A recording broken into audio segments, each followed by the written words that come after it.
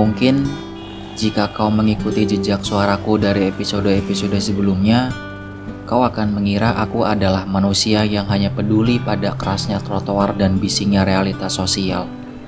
Aku bicara tentang hidup yang tak adil, tentang mereka yang terpinggirkan, dan tentang kepahitan yang kita telan bulat-bulat setiap hari.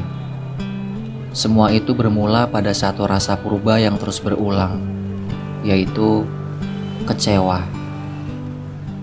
Tapi di episode ini, izinkan aku menarik napas sedikit lebih dalam.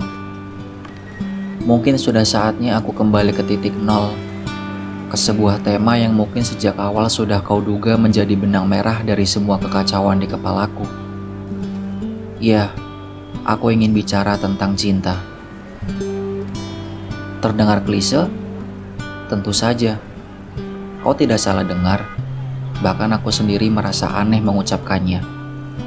Bukankah sebelumnya aku pernah bersumpah serapah bahwa aku sudah selesai dengan drama perasaan, bahwa aku sudah menutup pintu rapat-rapat, dan tidak akan pernah mau lagi terjebak dalam siklus harapan yang mematikan itu.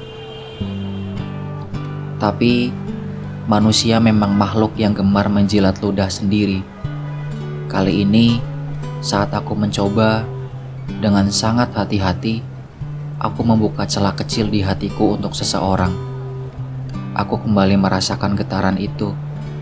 Sesuatu yang seharusnya sudah lama usang, sesuatu yang kupikir sudah mati terkubur waktu, kini tiba-tiba berdenyut lagi.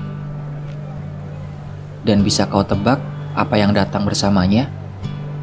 Benar, kecewa. Kata itu sepertinya memang ditakdirkan menjadi wadah bagi segala ceritaku. Karena bagiku, apapun yang membuat kita merasa cemas akan kehilangan, merasa kurang utuh, hingga merasa tidak pantas untuk sesuatu yang berharga, ujung-ujungnya hanyalah bentuk lain dari kekecewaan. Sejujurnya, aku juga bingung harus mulai dari mana menceritakan ini. Sebab, perasaan yang baru saja tumbuh ini terasa asing. Ia datang di saat aku tidak benar-benar siap. Rasa yang berdegup di dada ini terasa seperti tamu yang salah alamat. Atau mungkin justru aku yang terlalu takut untuk menyambutnya dengan benar. Aku teringat masa lalu. Sejak 3 tahun lalu, saat aku mengalami patah hati terburuk yang kedua, aku membangun benteng yang tinggi. Aku belajar menjadi manusia yang dingin, yang tidak lagi ceroboh menaruh hati. Aku berhenti percaya pada konsep jatuh cinta pada pandangan pertama. Aku tidak ingin lagi mengalami kejadian yang membuat dadaku remuk, lalu terhempas ke tanah bersama harapan yang menguap. Aku pernah berada di titik di mana semestaku hancur 2 kali. Dan aku pikir setelah kehancuran pertama, aku akan lebih kebal.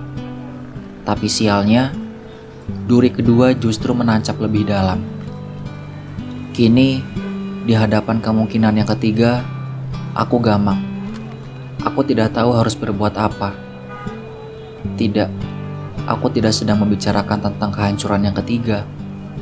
Demi Tuhan, aku memohon agar itu tidak terjadi. Cukup, aku sudah terlalu lelah untuk memungut kepingan diriku sendiri.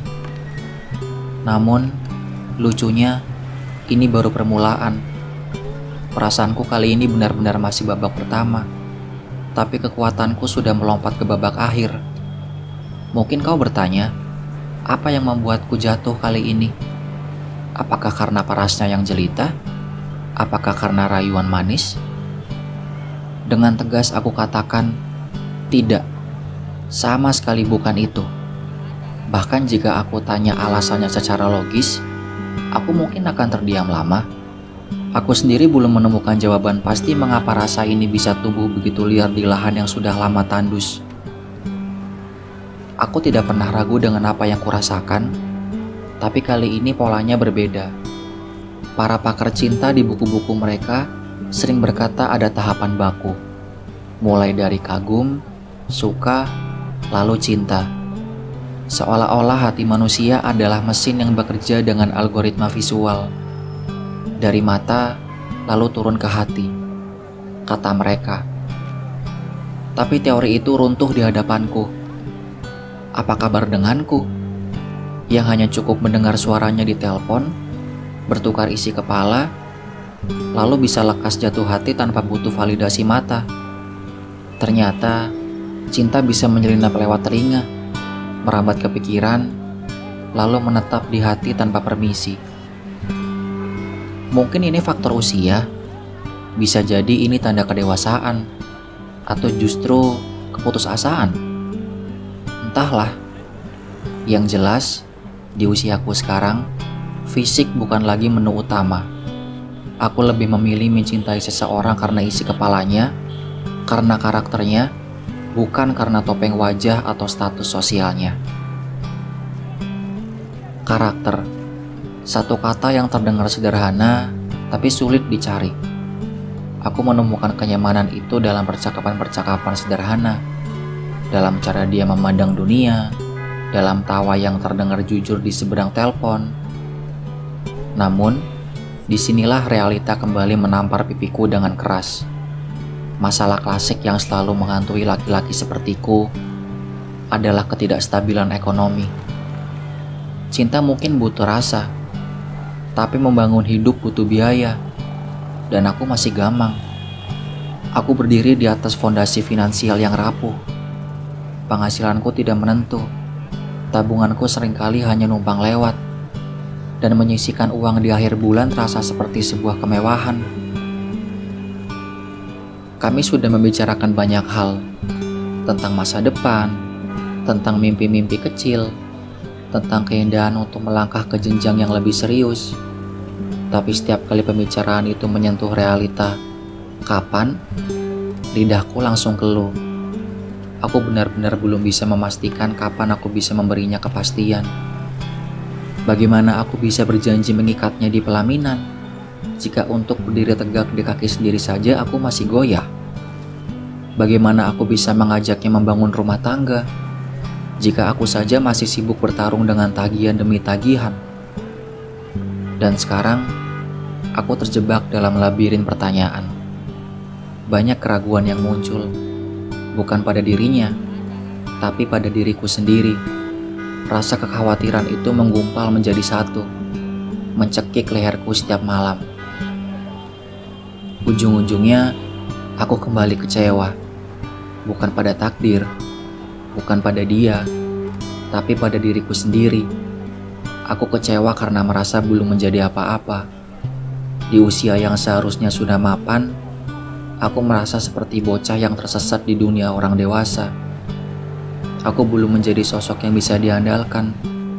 Aku belum menjadi seseorang yang pantas diharapkan. Dan aku masih bukan siapa-siapa di mata dunia yang materialistis ini. Lalu muncullah pertanyaan paling menyakitkan itu. Seberapa pantas diriku saat ini untuknya? Dia mungkin menerima aku apa adanya sekarang. Tapi sampai kapan? Cinta memang tidak butuh syarat, tapi pernikahan butuh makan. Kehidupan butuh atap. Anak-anak butuh masa depan. Dan aku takut cintaku saja tidak cukup untuk membayar semua itu. Apa tolak ukur yang harus kugunakan untuk memantaskan diri? Apakah saldo rekening? Apakah jabatan di kartu nama? Atau cukup dengan kesungguhan hati yang sayangnya tidak bisa dipakai untuk belanja di pasar? Aku merasa egois. Di satu sisi, aku ingin memilikinya, ingin menjaganya. Tapi di sisi lain, aku merasa jahat jika harus mengajaknya hidup susah. Apakah adil jika aku memintanya menunggu seseorang yang bahkan belum tahu kapan garis finish ini akan terlihat? Rasa minder ini pelan-pelan menggerogoti. Melihat teman-teman seumuran yang sudah berlari jauh, sementara aku masih merangkak. Rasanya perih.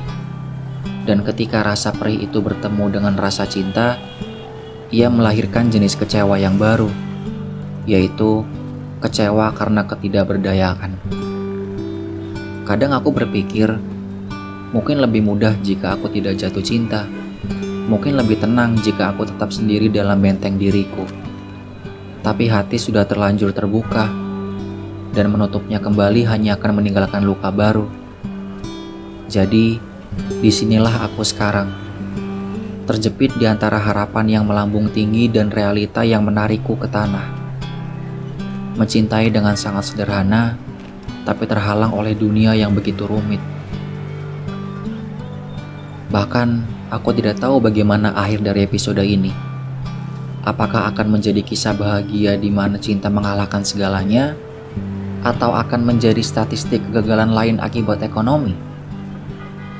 Yang ku tahu, malam ini aku hanya bisa menatap langit-langit kamar, merenungkan wajahnya yang tak terlihat, sambil memeluk erat rasa kecewa yang setia menemaniku. Berharap, semoga suatu hari nanti, pantas bukan lagi sebuah pertanyaan, melainkan sebuah kenyataan. Terima kasih. Sampai jumpa di rasa kecewa berikutnya.